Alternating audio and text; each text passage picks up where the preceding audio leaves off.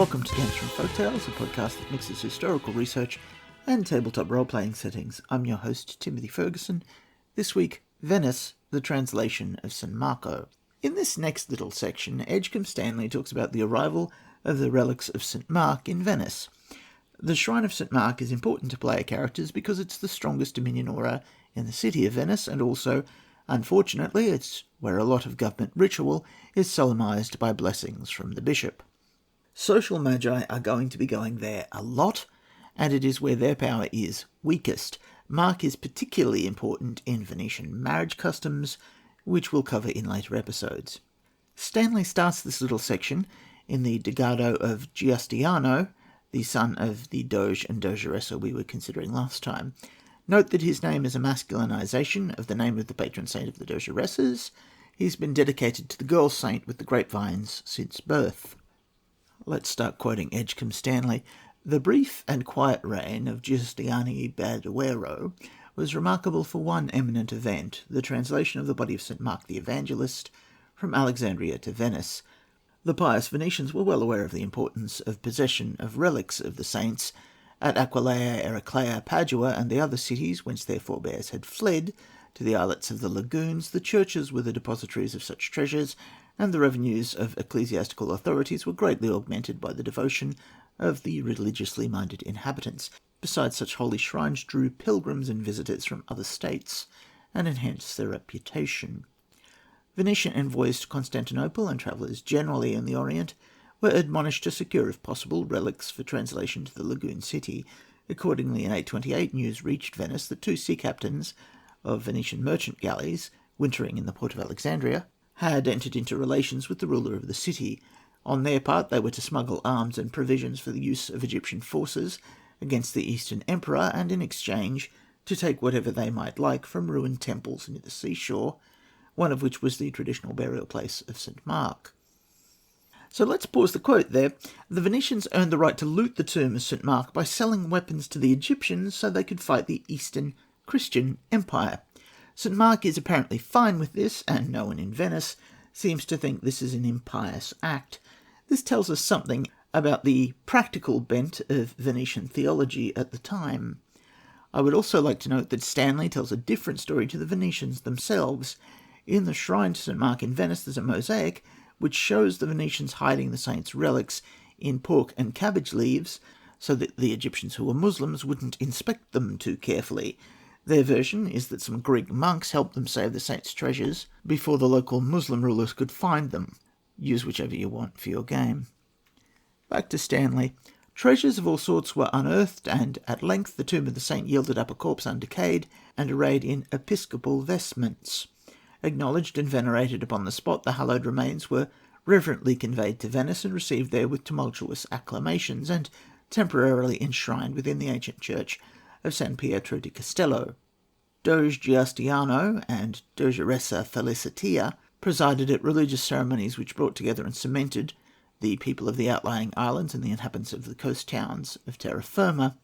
Religious fervour spread all over Venice. Men and women surrendered themselves, their children and their goods in honour of the saint, who then and there was hailed as one of the patrons of Venice, sharing the distinction with St. Mary the Virgin, St. Teodoro, and St. Giustina of Padua. This must have been a busy time for the Dogeressa and her ladies, and indeed for all well-disposed women in Venice. There were rich hangings to embroider, fine linen to weave and stitch, delicate lace to fret out, flowers to arrange, and sweet odours to confection. For St. Mark nothing was spared, and even the poorest of the poor put on the best attire she could obtain, and made festival with her rich sisters. I'll end the quote there. We might folkloristically start seeing his symbol, the Lion of St. Mark, at this time. By 1220, it's on all kind of things. The famous statue was restored last century. The statue itself is probably a repurposed Egyptian griffin on a column of Egyptian marble. We can make some use of that at a later point. It stands opposite a similarly recycled column and statue, and this is St. Theodore standing upon and spearing a crocodile, which you're meant to read as the viewer as a dragon. Note that the winged lion appears on the flag of Venice with a Bible in times of peace and a sword in times of war. Back to Stanley. Not content with the splendours of the Day of Translation, the last day of January was forever set apart as an annual festival in honour of St. Mark. and it was associated with the ancient and beautiful custom of public marriage upon the eve of the Feast of Purification. Giustiano Badoero very soon wearied of the responsibilities of his office and retired, with Donna Felicitia his wife, into the cloister of San Servolo, which he had enriched by gifts of lands near the coast of Abdonia Vigilia. To the third doge of the Badoero family, Giovanni, second son of the Grand Angelo, belongs the glory of founding the most resplendent Christian shrine in Europe, San Marco di Venezia. He succeeded to his brother as sole doge in 829.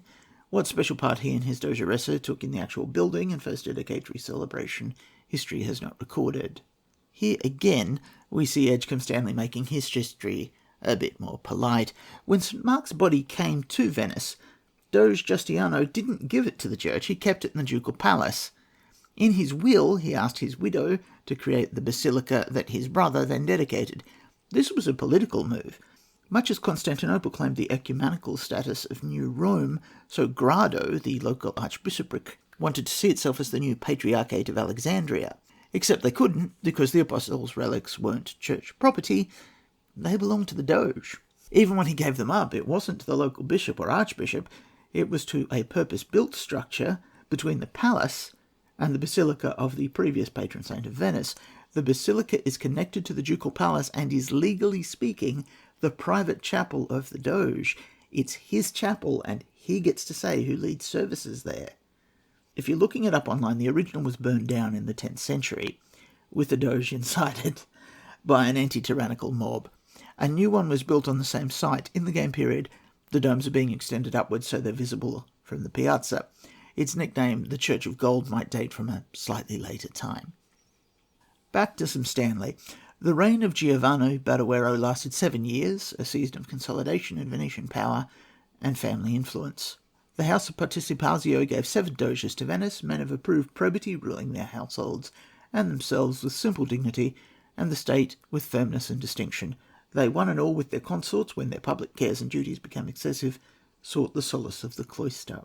That's the end of the quote from Edgecombe Stanley. I'd note again that the way that all of these people pop off to the cloister is a bit suspicious. But your saga may vary.